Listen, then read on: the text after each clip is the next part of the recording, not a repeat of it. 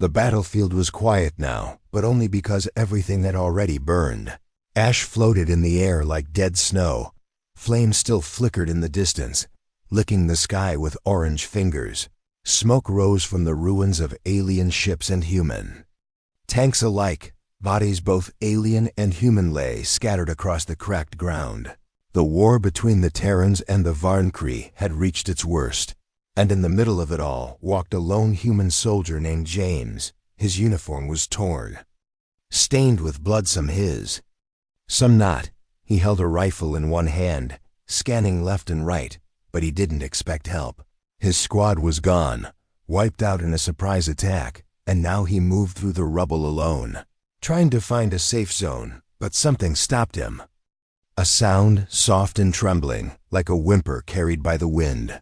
James froze. He turned his head slowly, trying to locate it. Another faint cry like a child. That shouldn't be possible. No civilians were left in this area. He walked carefully, over broken stone and metal, following the sound. His boots crunched glass, and he passed under a half-collapsed wall.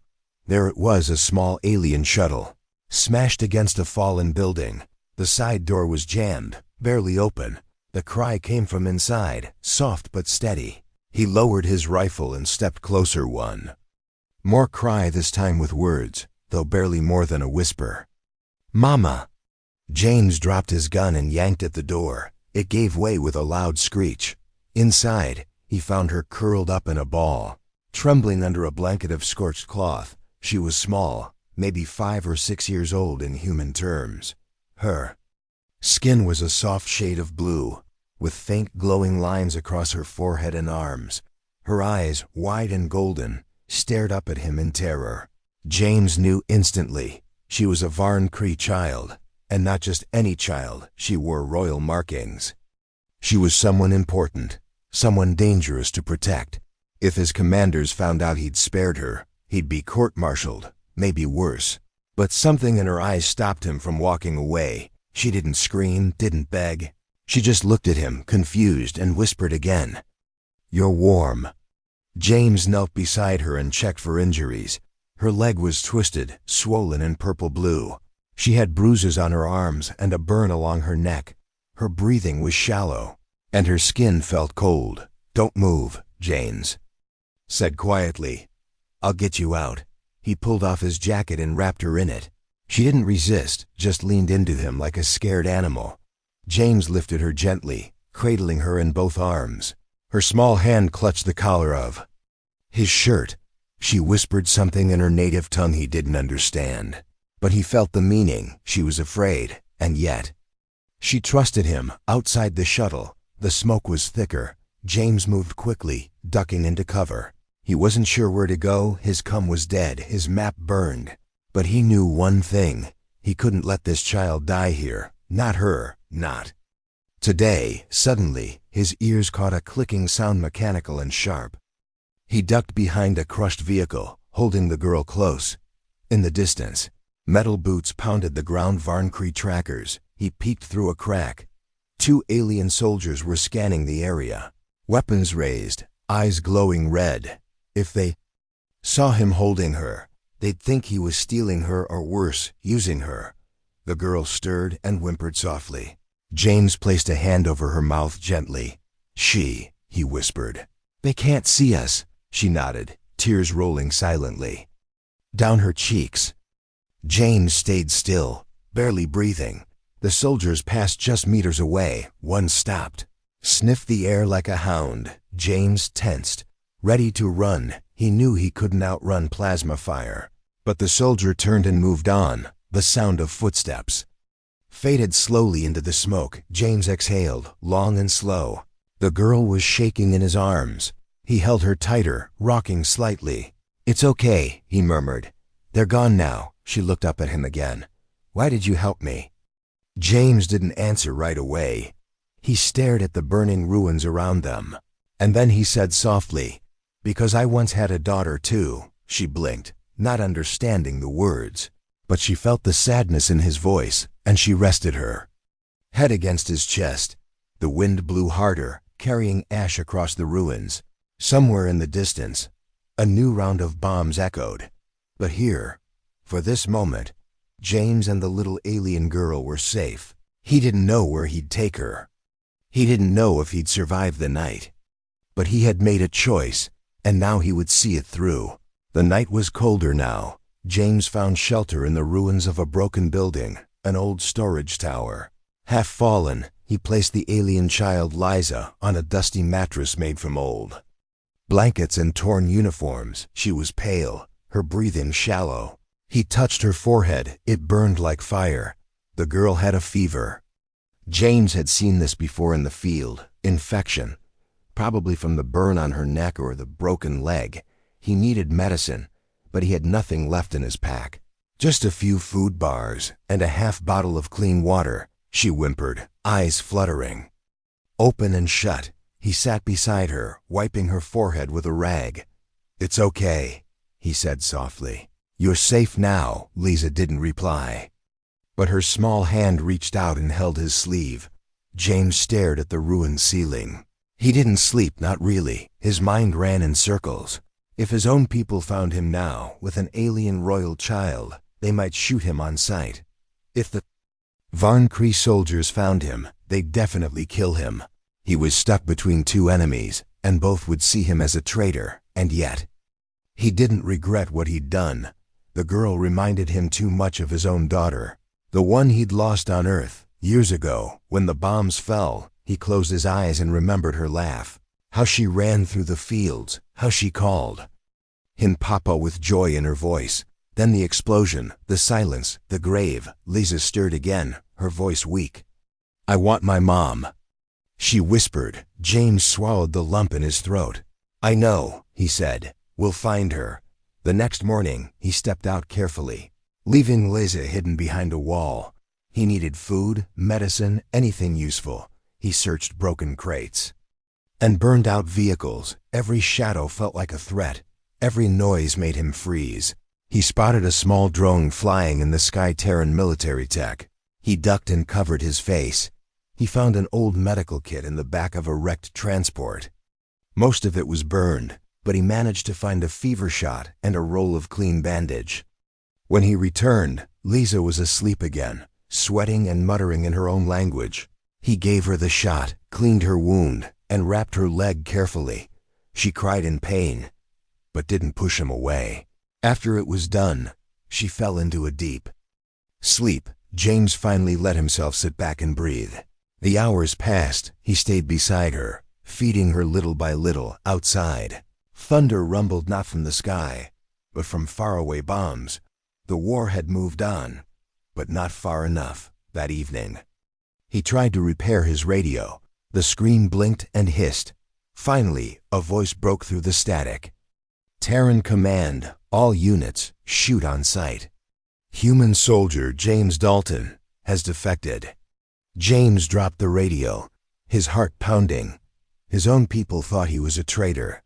They believed he had run away to protect an alien child. They weren't wrong, but it still felt like a punch to the gut. He looked at Liza, still sleeping peacefully under the blanket. He had made his choice, and now there was no going back. Suddenly, he heard voices outside, metallic, echoing, alien voices, speaking in Varn-Cree. He pulled his rifle and peered. Through a crack in the wall, 3 Varn-Cree soldiers were walking through the rubble, scanning with glowing rods. They were looking for something, or someone. James covered Liza with more cloth, then took a sharp piece of steel and dipped it in black dust. He marked alien runes on the wall, symbols of danger and infection. Maybe they'd avoid the building if they thought it was poisoned. He pressed himself against the door. As the voices grew louder, one soldier stopped just outside. "Anything?" asked another. The first replied, "No, but I smell her. The Queen's scent."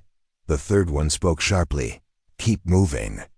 She's either dead or taken, and the Queen must not find her in human hands." James gritted his teeth, holding his breath. The footsteps passed, fading into silence. He waited 5 more minutes before relaxing. Inside, Liza sat up slowly, eyes wide. "Are they gone?" she asked in a soft voice. James nodded, sitting beside her again. "They didn't find us. You protected me again. He smiled a little. Yeah, well, it's kind of my thing. Liza tilted her head, confused. James laughed softly. I mean, I'm used to saving people. She leaned against him, her voice very quiet. You're not like the others. James looked out at the night sky. No, he said. I guess I'm not. He didn't know how far alien territory was. He didn't know how many soldiers would try to stop him, but he knew one thing: he was going to take her home, even if the entire galaxy stood in his way. The morning light was dull and gray, smoke still hung in the air, and the sky was covered with thick clouds. James packed what little he had into a torn bag: one medkit, a broken radio, some food bars. Then he lifted Liza into his arms again.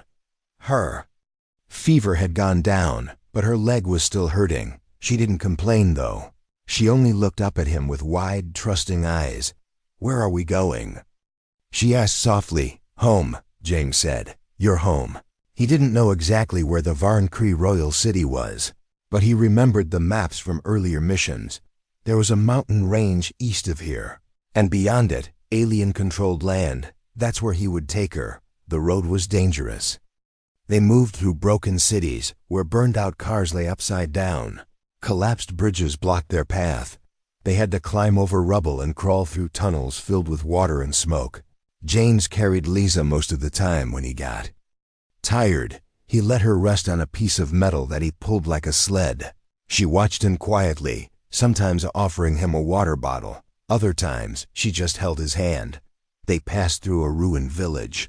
Shattered homes, charred bones, bloodstains. On walls, Liza buried her face in James's neck. He held her tighter, whispering, Don't look, it's over now. Later, they found a small patch of trees, still green, untouched by fire. There was a stream running through it, clear and cold. James let Liza drink and wash her face then. He caught a few small animals using traps he made from wires. They cooked them over a quiet fire, using rocks to block the smoke. For the first time in days, they had a real meal. As they ate, Liza asked, Did you have a daughter? James paused, his eyes on the fire. I did, he said. Her name was Emily. What happened to her? She died. In the first wave, when the war began. Liza didn't say anything, but her hand reached for his again. They sat in silence, the flames crackling softly. That night, the sky lit up with flashes of light. Distant explosions, far but not far enough. The war hadn't ended, it only moved ahead of them. James stared at the lights, knowing they were walking straight into danger. But he had no choice. The next day, they reached the edge of the mountains.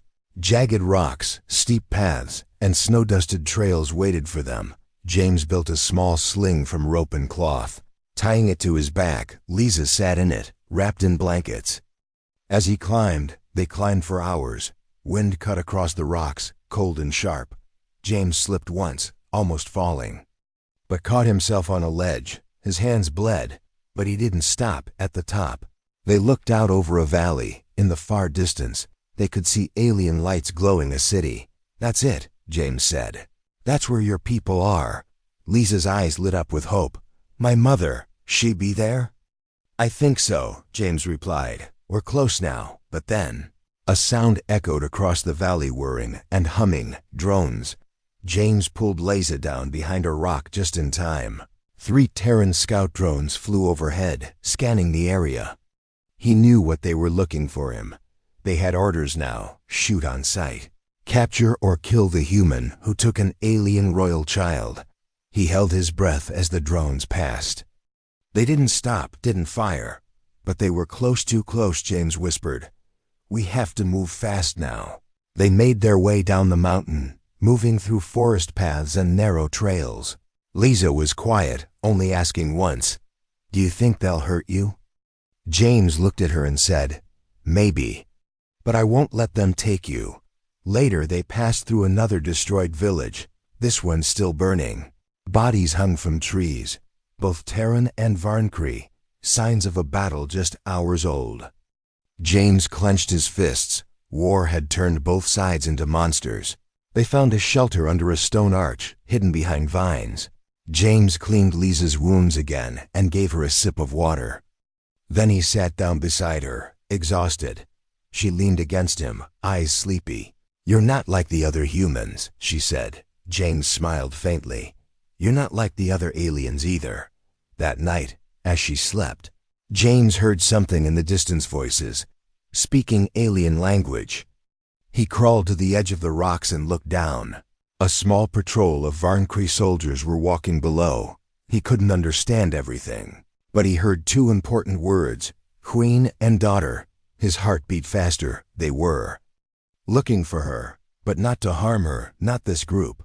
They were searchers sent by the royal family. Lisa's mother hadn't given up. He crawled back to her, shook her gently. "Wake up," he whispered. "We found them." Her golden eyes widened. "Really?" "Really," he said, smiling. He picked her up again, holding her close. The final stretch was near, but the most dangerous part was still ahead. Would the soldiers believe he saved her? Would they let him live? James didn't know, but he would. Walk into the fire again if it meant returning her to her mother, and he would face the queen herself. No matter the cost, James walked with Liza in his arms. His boots pressed down on thick alien grass, soft and glowing blue in the moonlight. Every step forward was heavy, his legs were sore, his back was stiff, and his wounds had reopened. But he didn't stop. Below the hill, the Varncree soldiers gathered near a silver beacon that pulsed with light. They wore smooth armor and spoke in sharp, echoing voices. One of them turned and saw James. His eyes widened in shock, then narrowed in rage. He shouted something and raised his weapon. James stopped walking. He held Liza tighter, lifted one hand in the air, and shouted back, "I'm not here to fight." He called, "I brought her back." The soldiers surrounded him in seconds. Blades drawn, rifles aimed at his head. He slowly knelt and laid Liza gently on the soft ground. She looked up at the soldiers, confused and frightened. Then she cried out, "No, don't hurt him." One of the soldiers froze. Another one muttered, "That voice." "That's the princess." James looked up, eyes steady. "I found her in a wreck. She was alone, scared, injured," he said. "I kept her alive. I protected her." A soldier stepped forward and punched him in the face. James fell, blood spilling from his mouth. "Liar," the soldier hissed. "You kidnapped her." Liza tried to get up, but her legs still hurt. She crawled toward James and threw her arms around him. "Stop!" she yelled. "He saved me. He carried me. He gave me food." The soldiers looked at each other, unsure. The youngest one whispered, "She's telling the truth. Her body is marked with human healing methods." Another replied, "Even if it's true, he touched royal blood. That is a crime." Chains clicked, cold and sharp. They bound James's wrists and pulled him up roughly. Liza screamed and tried to grab his arm. "Don't take him away." But they didn't listen. They dragged James toward a hovering transport. He didn't resist. His eyes never left Lisa's. "It's okay," he told her. "Just go home." The ship took them far, over the valley and through a glowing forest. At the center stood the Varncree royal palace. High walls, crystal towers, and silver banners. Inside, the light was soft, but the tension was hard. They placed James in a metal cage inside a dark chamber. His chains were locked to the wall. A guard watched him without blinking. Liza was taken to the upper chambers where healers waited. They gave her medicine, food, and warm robes, but she didn't smile. Not once. She kept asking the same question. "Where's the human?" At the top of the palace, the queen stood by a long glass window. Her eyes were distant, her face cold like stone, but her fingers trembled. She had not slept in days. A tall advisor stepped beside her. "Your Majesty," he said softly, "we have news." She turned her head slowly. "The princess?" "She is alive." "She was returned by a human soldier." The queen said nothing. "He is being held in the dungeon, awaiting judgment." The queen walked away from the window. "Bring him to me," she whispered. Moments later, The guards dragged James into the throne room. He was on his knees, bruised and bleeding. Lisa stood beside the queen now, holding her mother's robe. When she saw James, she ran forward. "Please don't hurt him." "Mama," she begged. "He saved me."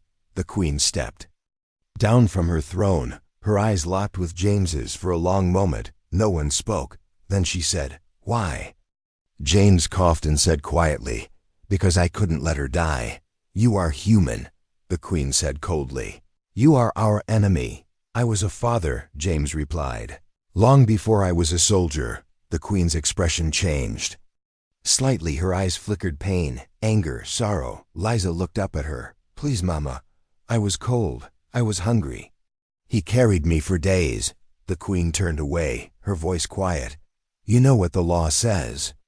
A human who touches royal blood must be executed." The words struck James like a hammer. He didn't beg. He just looked at Liza and gave a tired smile. "You're safe now. That's all that matters." But Liza began to cry. "No. That's not fair. He saved me. He's not a bad man." The queen closed her eyes. She heard her daughter's sobs echo in the hall. She heard the voice of a human who had every reason to hate her kind, yet still chose mercy. She opened her eyes again. "Place him in the inner cell," she said. "We will not kill him tonight." The guards hesitated. "But Your Majesty," she raised a hand. "I said not tonight," as they dragged James away again. Lisa ran to him and grabbed his hand. "I'll come back for you," she whispered. James smiled weakly. "I'll be right here." That night, the queen sat alone in her chamber. She held a necklace in her hands, small, silver, shaped like a leaf. It had belonged to her firstborn son, who died in the last human attack. She had sworn never to forgive the humans, but now her daughter lived because of one. She looked out her window toward the prison tower. Her heart ached in silence. And for the first time in years, she questioned what true justice meant. James sat in the corner of a cold prison cell. The walls were smooth and glowing blue, made from crystal stone. Chains held his wrists, and a guard watched him through the bars. He hadn't eaten in a day, but he didn't complain. He only stared at the small light coming through the top window. His body ached, but his thoughts were still on Liza. He hoped she was warm, safe, surrounded by her people. That was all that mattered. Still, part of him worried. What if they locked her away too? What if she cried and no one came? The door clanked and the guard stepped forward. "Get up," he said sharply. "The queen calls for you." James stood slowly, his body stiff. The chains rattled as the guard led him through long silver halls. 2 more soldiers joined them, watching him like hawks. He kept his head down as they passed through high archways and glowing pillars. Then they entered the grand chamber, the queen's throne room, tall and silent. It felt like standing inside a mountain of glass. The queen sat on a raised throne, made from crystal and light. Her robes were silver, her crown dark and heavy, but her eyes were tired. Liza stood beside her again, holding a soft toy in her arms. When she saw James, she took a step forward. "Human," the queen said calmly. "Approach." The guards pushed him closer, and he dropped to one knee. He didn't speak. He had nothing to beg for. Liza walked up to him. Her small fingers touched the chain on his wrist. She looked up at her mother. "Please," she said. "He doesn't belong in chains." The queen watched quietly. She stood and stepped down the stairs, walking toward James when she was just a few feet away. She stopped and asked, "Did you know who she was?" James looked up slowly. "No," he said. "Not at first. But you still saved her." "Yes," he replied, "because she was just a child. Afraid, alone, injured." "She was the daughter of your enemy," the queen said. James nodded. "I know," he said softly. "But to me, she looked like my own daughter. She had the same eyes, the same small hands, and she held on to me like she didn't want to die." The queen's lips tightened. "You risked death from both sides," she said. "I did," he answered. "And I would do it again." There was silence in the hall. Even the guards looked uneasy. The queen circled slowly around James, her voice low. "Do you know how many Varncrete children have died because of humans?" "Yes," he said, "too many." "And how many of your own people hate us?" James nodded. "Also too many," he said. Lisa stepped between them and held out the toy in her hands. "It's his now," she said. "He gave me everything. I want him to have this." The queen looked down at her daughter, then slowly turned to her court. "This man crossed war zones," she said, raising her voice. "He carried my child, fed her, healed her wounds. He brought her back when he could have left her to die." The court was silent. Eyes shifted from the queen to the human. One elder stepped forward. "But he still touched royal blood," he said. "The law is clear." The queen raised her hand. "I am the law," she said.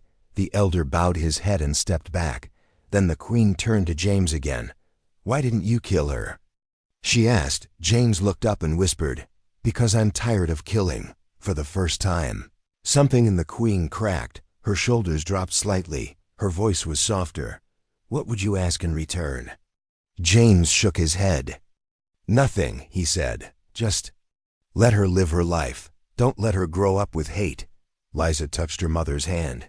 "He never yelled at me," she said. "He gave me food before he ate anything himself, when I had nightmares. He stayed awake until I felt better."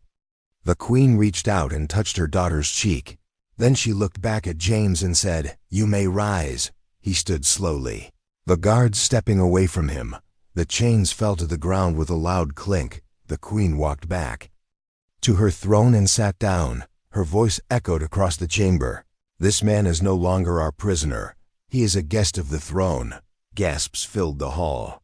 The same people who wanted him dead now bowed their heads.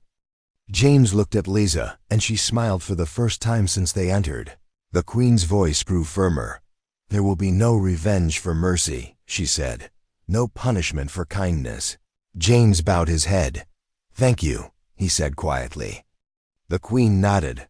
"I do not thank easily, human," she said.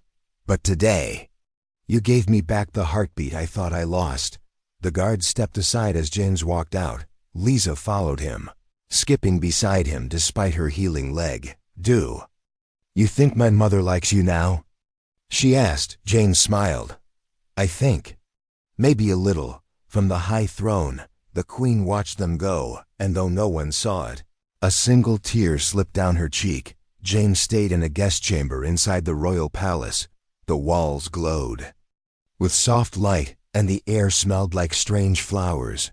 It was the first warm bed he had touched in weeks, but he couldn't sleep. He sat near the window, looking at the alien stars. He thought about his old life, his squad, the war, his home that was gone, and most of all, his daughter. If she had lived, she would have been Lisa's age now. That thought both hurt and healed something inside him. The next morning, 2 guards knocked on the door. "The queen has called for a council," one said. James stood up, unsure. "Am I still a guest?" The guard replied without emotion, "You are not in chains." James followed them down a grand hallway. At the end stood a large circular chamber filled with alien nobles and warriors. They wore bright robes and armor, their eyes sharp and full of judgment. At the center stood the queen, tall and still. Lisa sat beside her in a smaller seat, wearing a silver robe. She waved slightly when she saw James. He gave her a small smile in return. The queen raised her hand, and the room fell silent. "This is the human who returned my daughter," she said. "Today, we speak not with anger, but with truth." An elder with gold rings on his arm stepped forward. "We do not doubt the child was saved," he said. "But emotion must not undo law." Another counselor added, "Our people lost thousands in this war. How can we accept the kindness of one when the rest are still killing us?" James listened without speaking. He knew these people had every reason to hate him. He had fought in this war. He had pulled a trigger just like them. But that little girl had changed everything. The queen turned to him. "You may speak." James stepped forward slowly. He looked around the room. meeting the eyes of soldiers and scholars. "I am not asking for a reward," he began. "I'm not asking to be forgiven. I only did what I thought was right," one noble shouted. "Would you have done the same if it was not the Queen's daughter?" James nodded. "Yes," he said, "because she was a child, and because I once had one too." He took a deep breath. "My people taught me to fear you, taught me that aliens were monsters, but when I saw her small, wounded, scared, I didn't see a monster. I saw someone I had to protect." Liza stood up suddenly. "He carried me through fire," she said. "He gave me his jacket, he fed me, and he never let me fall." Gasps spread through the room. One council member whispered, "She defends him." Another older voice spoke up, "She is royal blood. And yet she cries for a human. There must be truth in her words." The Queen raised her hand again. "All of you," she said. "You speak of law and punishment, but when I held my daughter again, when I heard her heartbeat, I remembered something." She looked at James, then at Liza. "I remembered that even in war, mercy can still live." She stepped down from her place and stood before the council. "I do not forget the pain humans caused us," she said, "but I will not ignore what this one gave back to me." The room fell into a deep silence. Then, the Queen spoke the final words. "This human saved the heir to our throne. He asked for nothing and showed kindness. Without reward, I declare him free." Murmurs swept through the room, some voices angry, some surprised. But no one dared speak against her. Her voice had spoken loud and final. James felt something heavy lift off his chest. He looked at Liza, and she smiled brightly now, not just out of relief, but out of joy. As the court began to disperse, the Queen pulled James aside. "Many still fear you," she said quietly. "They may never trust you." "I don't expect them to," James replied. "But maybe this is the start of something better." She looked at him, and her voice was softer now. "You said you lost a daughter." James nodded slowly. "I did." The Queen gently placed her hand on his shoulder. "Then perhaps you saved someone else's." Later that day, James and Liza sat together in the palace garden. Birds with glowing feathers flew overhead, and alien flowers opened in the breeze. She leaned against him, tired but happy. "Will you leave now?" she asked quietly. James paused. "I don't know," he said. "There's not much left for me back home." Liza looked up. "Then stay, please." James smiled gently. "I'll think about it." He didn't know what tomorrow would bring. But today, he had peace, and for a man who had only known war, that was everything. The palace was quiet. Morning light spilled through tall windows made of clear stone. James stood at the edge of a wide balcony, looking at the alien city below. Tall towers rose from the ground like crystals, and glowing birds flew between them. It was peaceful, too peaceful for a man who had lived in war for so long. Behind him, a soft voice spoke. "You don't belong in chains." James turned, smiling.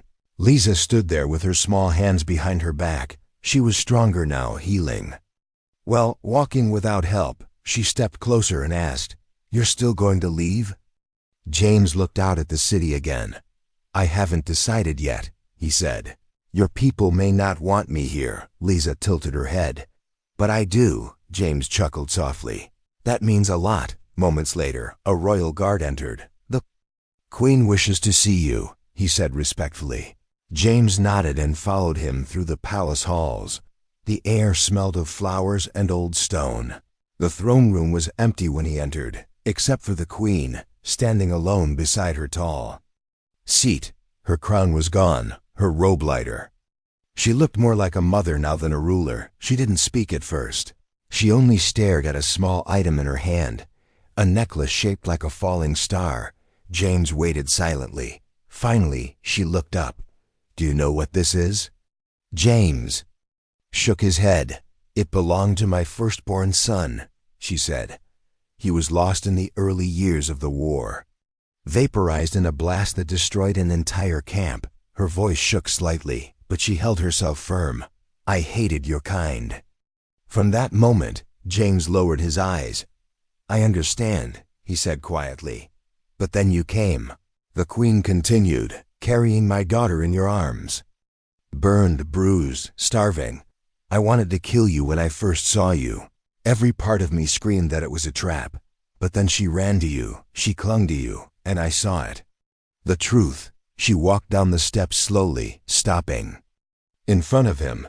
You didn't just save her body, she said. You gave her love, safety, kindness. Things I could not give during war. James swallowed hard, unsure what to say. The queen's voice broke now. Her hands trembled, her eyes wet. I sent soldiers to find her body. Not her breath. I never thought I would see her again. And then you walked into my hall. With her in your arms. A tear rolled down her cheek. She didn't hide it. She let it fall. James had seen leaders scream, order death, and demand loyalty. But never before had he seen a queen cry. Not like this. Not for him, the queen whispered.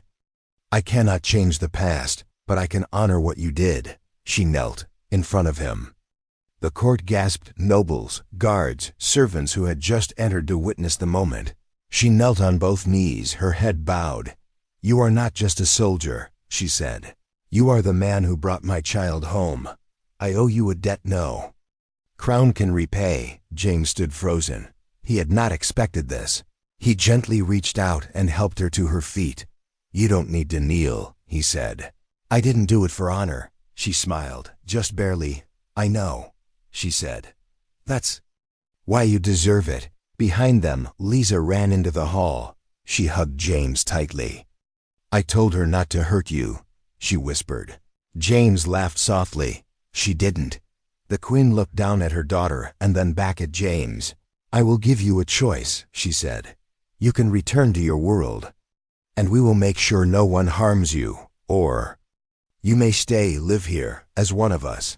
James looked at Lisa, who now held his hand tightly. He thought of his empty home, the war, the faces he could never bring back. And then he looked at the queen, no longer just a ruler, but a mother who had wept, forgiven, and shown grace.